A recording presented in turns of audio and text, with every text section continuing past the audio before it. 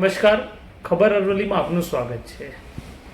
અરવલ્લી જિલ્લામાં છેલ્લા કેટલાક સમયથી સત્તાધારી પક્ષ અને વહીવટમાં રહેલા નેતાઓ કે નેતા પુત્રોની દાદાગીરીના નમૂના સામે આવતા જોવા મળે છે, જેમાં દાદાગીરીના કારણે સામાન્ય પ્રજા મુશ્કેલીમાં મુકાતી હોવાનું પણ અનેક વખત સામે આવ્યું છે।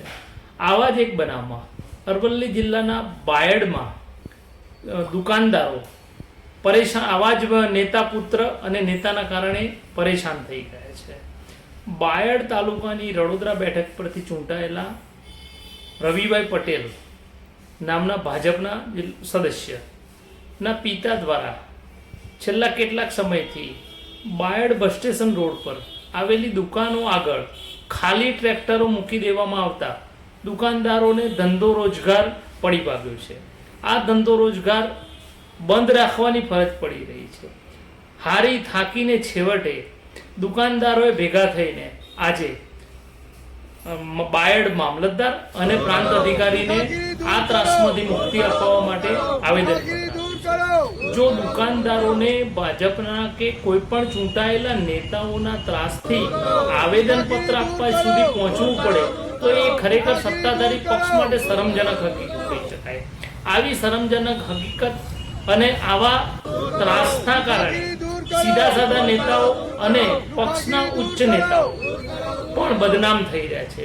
આવા કારણે સત્તાધારી પક્ષ પણ બદનામ થઈ રહ્યો છે।